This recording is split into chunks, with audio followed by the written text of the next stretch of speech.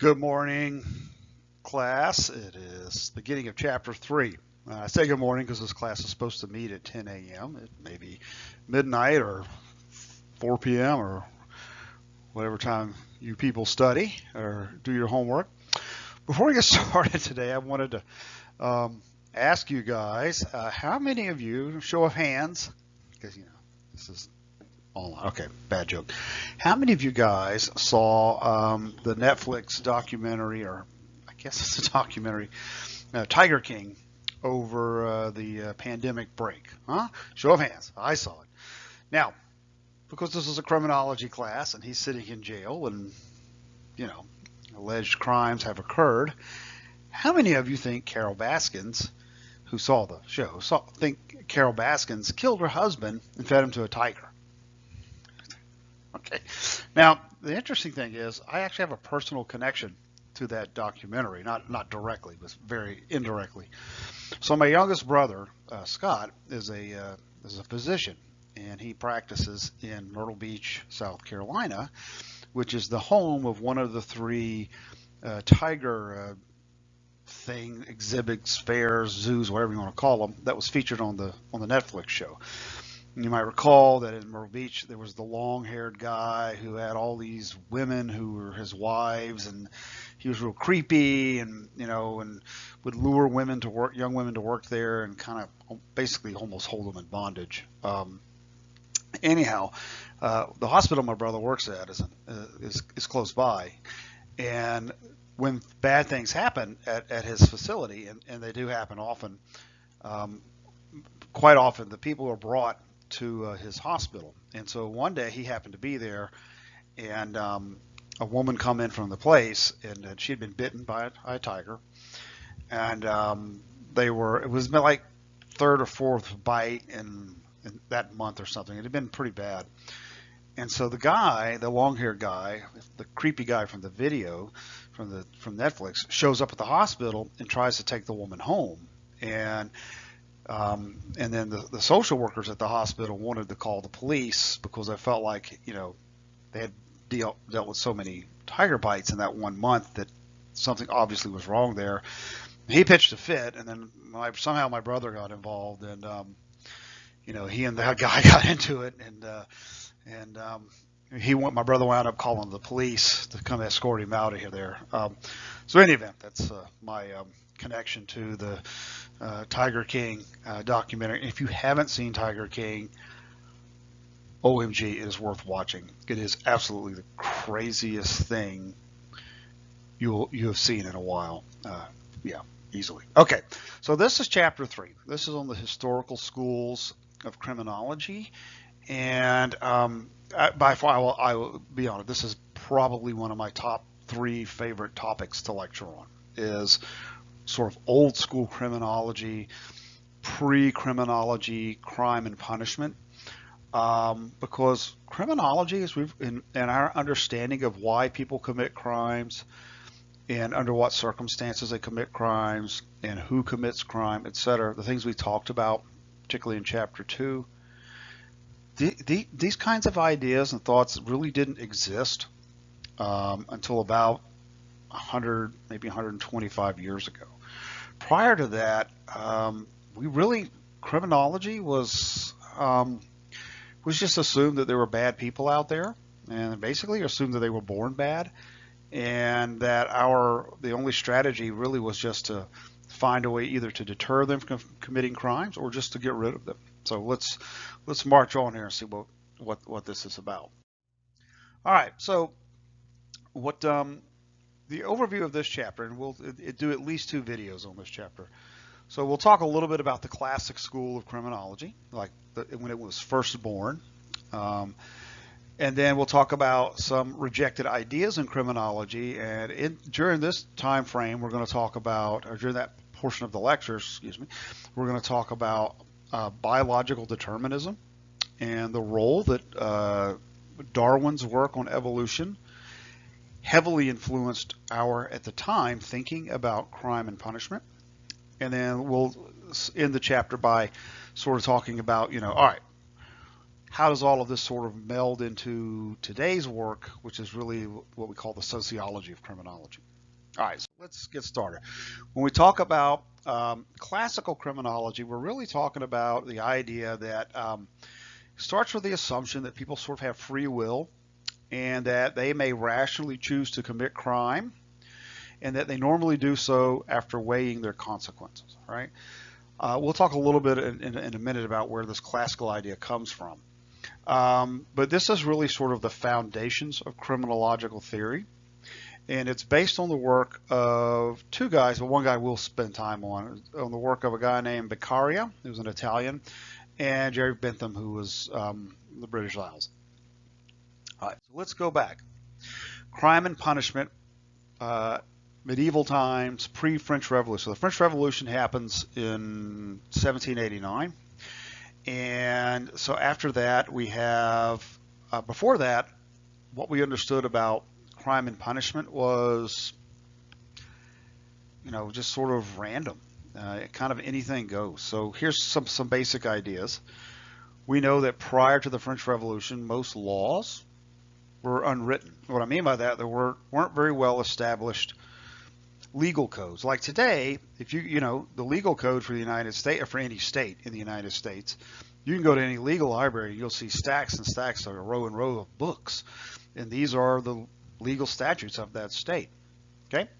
But prior to the French Revolution, most societies didn't have written down laws. We had a general understanding of crime and punishment, but it was really subjective. So back in those days, prior to really the early 1800s, people could be in prison for any reason. There was enormous amount of power concentrated in the hands of judges and also the hands of what we call today, and at the same time, sheriffs. And a sheriff was just somebody who's sort of in charge of maintaining order in a specific area of a country. So we think about the most notorious sheriff in folklore is who? It is from the story of Robin Hood, and it's the Sheriff of Nottingham, right? And he's an evil guy, and he's a bad guy, and he's corrupt, and he's not a good character in this book, in this story. And well, that's sort of based on the idea of how people perceived the sheriffs of the day as someone who was not there to protect and serve as the police are today, but really was there to maintain order for the king or the crown, and they did it in ways that were quite harmful to average subjects or average people. So if a judge or a sheriff wanted you in prison, they could kind of do it for any reason. There were no preset limits on punishment. In other words, there wasn't a written code. So if you commit a crime, let's say robbing a store today with a gun, I think is a minimum of 7-year punishment. Every crime in our criminal code today has a set limits of punishment, how many years in prison, in other words, you would get for committing that crime. In these times, the early, up until the late 1700s, early 1800s, there were no codes like this, particularly in the Western world. I mean, basically punishment was whatever it wanted to be. Oftentimes, punishment was this. It was torture. So the idea was that the more severe the punishment, the more compliant the population would be. And so I'm going to show you a video here, or I'm going to ask you to watch a video on just forms of punishment and torture for basically any activity that the local judge or sheriff decided needed to be punished. All right, so medieval crime, what do we know? That's not to say we didn't have an understanding of crime or didn't have, some basic set of guidelines for crime. So in most medieval times, we'll say, pre-1700s, there were 3 crimes that took up the attention of sheriffs and judges. One was murder. Murder was a very common offense in medieval times. if they ever found the murderer, they most likely would have been sentenced to death immediately in a pretty harsh way. So I've spent some time living and traveling in Europe, and one of the things you'll notice if you visit old medieval cities there is that they all have these beautiful tall clock towers, and they have really sturdy city gates. And so my family and I visited a city in Germany, Rothenburg on the Tauber, and about 10 years ago. And the city had a gate, and the city had a rule that you had to be back inside the gate before sundown.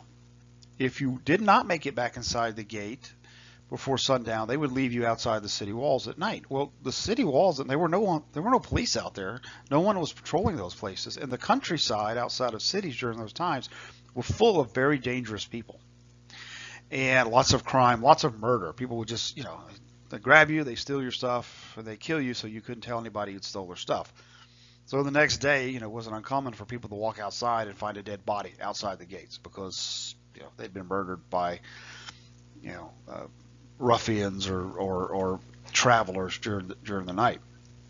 The second crime was vagrancy. It was against the law to be poor or homeless during this time frame. Anyone who didn't have a job was thought to be a criminal and was subject to punishment because they were a vagrant. And that punishment could easily be some form of very torturous death. And finally, the third crime people dealt with mainly was theft. And the sentences for stealing were varied. It really depended upon which judge or which sheriff was managing it. It could be physical torture. It could be the death penalty, may be imposed for stealing. You could have had body parts cut off.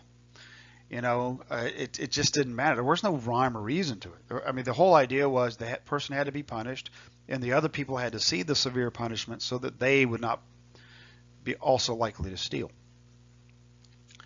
How did we determine guilt and innocence back in medieval times? Well, again, it wasn't really a court system like there is today. You get accused of a crime in the U.S. today, you get your day in court, you get a lawyer appointed for you, there's a jury or a judge will decide. We've all watched enough TV shows to know how the basic idea of how the criminal justice system works in the U.S. Well, in these times, they didn't have this. So a lot of it was really done by the church had a big role in government. And they had a big say in who was guilty or innocent of crimes. And so the church really informed how people were prosecuted. So one idea that was imposed is that you had to prove your innocence in some way. And that might be you had to pass a test of some sort. So one of the big ones was what we call these trial by ordeal. Okay, so you've probably heard that term, trial by ordeal, before, and that's where this is where it stems from. This idea that you have to survive or pass some sort of ordeal to prove your innocence. So one of the more common one was ordeal by fire, and so you had to walk 5 paces barefoot on burning hot iron, not coals, but iron.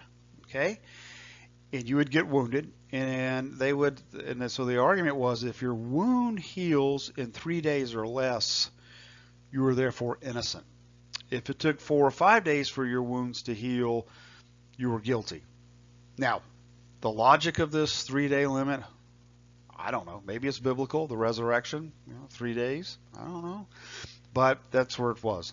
The second, equally ridiculous way of determining guilt or innocence was ordeal by water. And ordeal by water was they would tie you up and place you in water. And if you floated, you were guilty. If you sank, you're dead, but innocent. So you lose either way. You lose either way. Literally tied and placed in water. If floated, guilty. If you sank, you're innocent, but good chance that you were drowned. And then lastly is ordeal by battle, which was reserved primarily for nobility. And this was if I had made an accusation against someone else, if I were of noble birth and made an accusation against someone else, as being of noble birth, we would have the right to settle it in a battle. And so if I had accused this man of stealing my property and he wanted to challenge me to a battle, and so we would get into it. We would, strap on our armor and go out there, and whoever won, usually to the death, was considered the person who was correct in this context. And this ordeal by battle evolved over time to become duels in the later medieval and 17th, 18th century times. Even in 19th century United States, we were still fighting duels. In fact, one of our early presidents, Andrew Jackson, tough old dude, loved to fight duels. And when he died, he actually had been living with a bullet in his heart for quite a while that he had received during a duel in which he shot a guy to death. All right. Okay, welcome back. Pretty gruesome stuff. When I mentioned Germany, when I was in Germany, I went to took my son and my dad was with me. We all went to a torture museum in Germany. Yeah, it's a great place to study torture. Yeah, they had a lot of these same things we see and saw in this film. They were there. They were used in Germany. But they also had a funny thing. It was called a foot stock. And a foot stock is you've seen the stocks probably in pilgrim times where they put your head and your neck through there and then they clamp the bar down and you're just kind of hanging there out in public for a few days and people come by and they can throw rotten food at you or, make fun of you or whatever. But that was your punishment, to be, put in stocks. Well, in medieval Germany, they used to do the same thing to children, but they didn't put their necks and heads in the stocks. They would sit them down on the ground and put their feet into stocks. And then they would rub salt on the bottoms of the feet of the kids who were bad in school. And then they'd allow the town goats and pigs to wander up and lick the salt off their feet. And it was such severe punishment because it's very ticklish, and the kids would freak out, and they'd start behaving. So anyhow, just a little bit of trivia from punishment in Germany. All right, so let's talk about the French Revolution. Why is this such a, I've mentioned this more than once. Why did our understanding of crime and justice change because of the French Revolution? Well, up into the French Revolution, as I mentioned, criminal justice was really all it really was deterrence. And the idea was that if you punished people very severely and that other people saw you punishing people very severely, that would deter crime. Okay? And that the harsher the penalties you enforced on people, the less crime there would be. But this understanding of crime and justice really doesn't appreciate the social conditions that led up to the French Revolution. So you had, on the one hand, the people in power, you had a corrupt and very uncaring monarchy. All right? It's in France. At the same time, all across Europe, you had rapid industrialization and urbanization. And so you had situations where the peasant class, which was ruled by the monarch and ruled by the nobility, had been living for centuries on feudal estates. Okay, big farmland kind of situations. They would live on that estate for their entire lives, serving that one lord. They would plant crops, and most of their labor went to the lord of the manor, and they would keep a small bit of food and whatever for themselves. All right. So for centuries, this is what peasant life was like. Well, with the coming of the Industrial Revolution, with the coming of the steam engine, and with the coming of the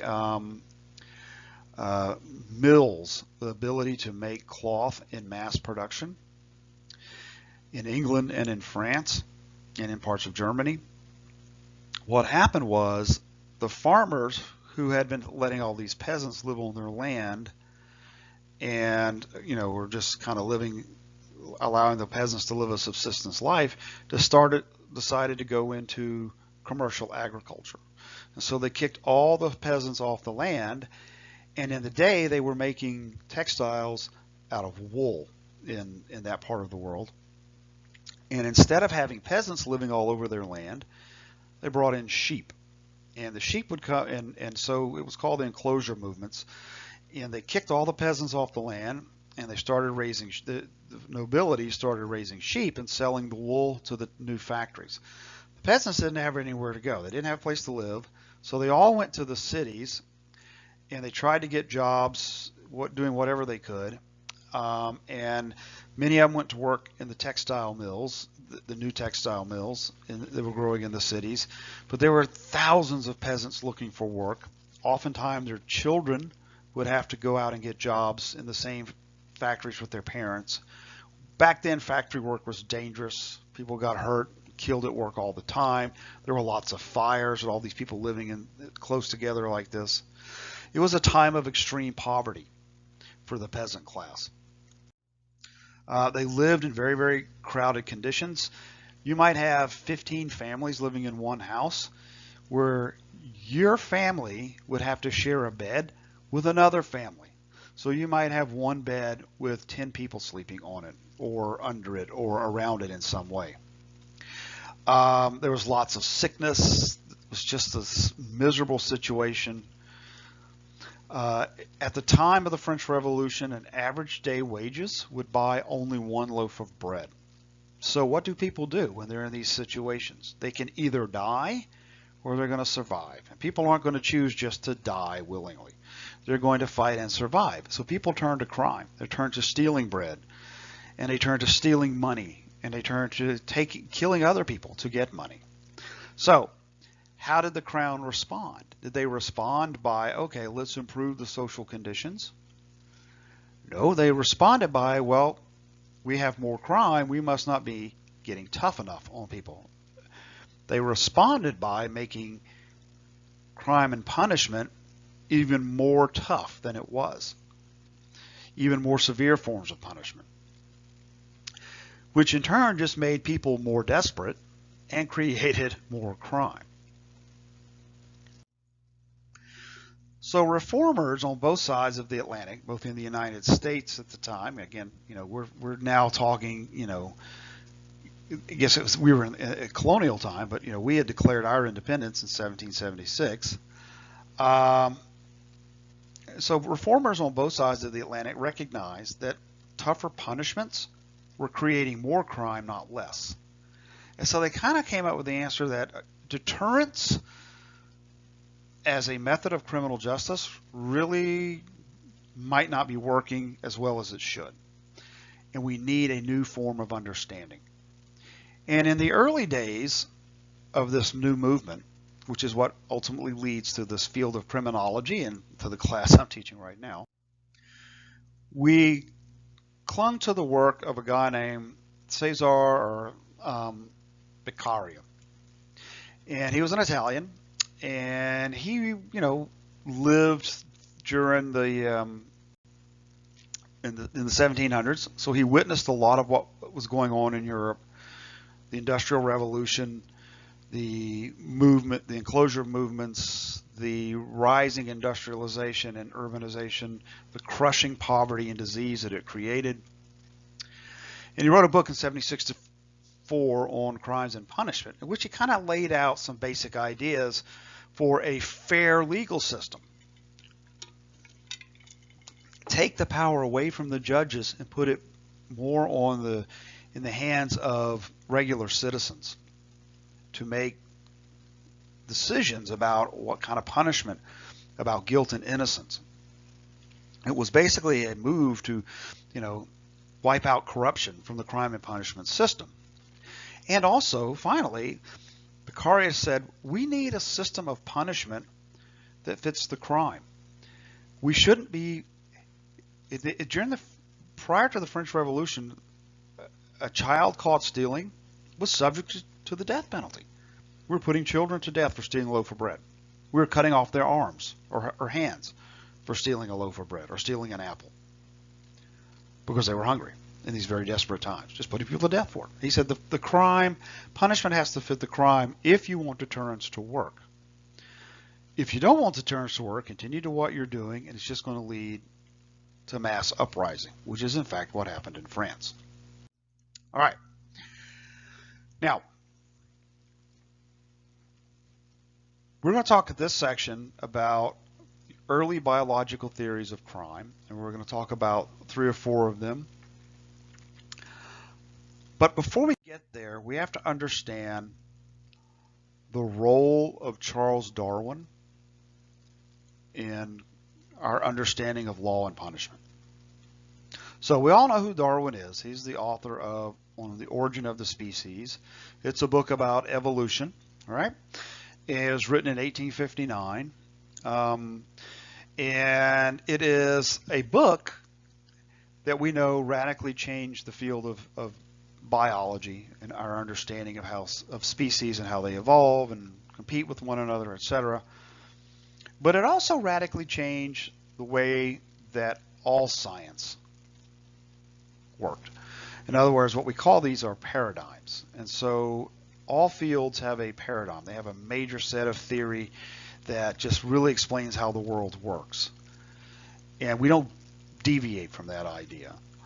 Occasionally something comes along that just takes our current understanding of how the world works and flips it completely upside down. So in the field of medicine, you might think about the role that germ theory, what it did to what, sort of this Hippocratic understanding of the humors of the body, a complete paradigm shift, okay? So Darwin's work, Evolution of the Species, it led to an emphasis on biological determinism, because that's really what his theory is, right? I mean, it's one of biological determinism, species competing with one another. The stronger of the species survive, the weaker do not. Some species supplant or replace others in the evolutionary process. So we understand that species are in a constant state of adaptation. If the weak components of a group aren't eliminated, the species itself will die out. Well, this sort of basic idea was adapted to human behavior and human living and human society. We know, just from our understanding of basic plant biology, how adaptation, succession, symbiosis, etc. work in the plant and animal world. All right. During the late 1800s, scholars began to apply these same basic ideas to the social world, assuming societies had both strong and weak components, assuming that the species, human species, had strong and weak components, and that the weak, unless eliminated, would serve as a threat to the human species and to society. So let's take for a second. There's a bird nest growing right outside this back window here, and it's some sparrows. And we've been watching in the quarantine, watching them. Mom comes in, feeds them every morning, every evening, every afternoon. She's constantly feeding those babies. But animals kind of innately understand when an offspring is weak, right?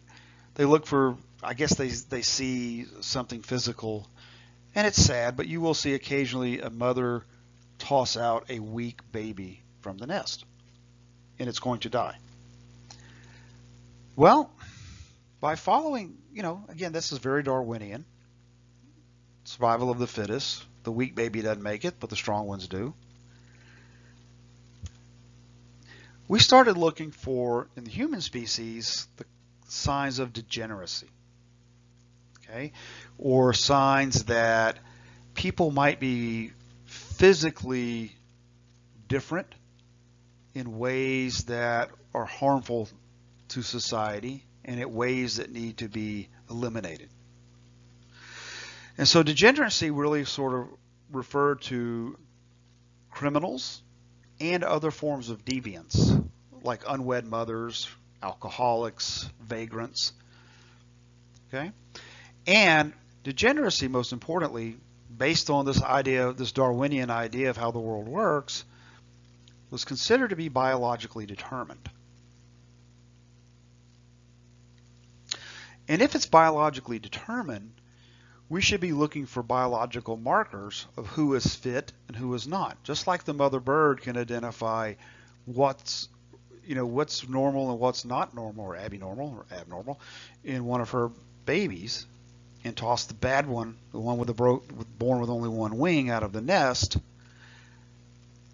As a society, we should be looking for biological markers of who is the degenerate. And if not eliminating that degenerate, let's at least stop them from creating more degenerates. Okay? So that was the sort of Darwinian approach to and how it influenced criminological theory in the early days of the field. And so in the next section, in part 2 of chapter 3, we're going to go through 4 early stage biological theories of crime. Some of them are just absolute crazy and fun. Others are dangerous and dark. All right, we'll stop here and pick up at the second part of chapter 3.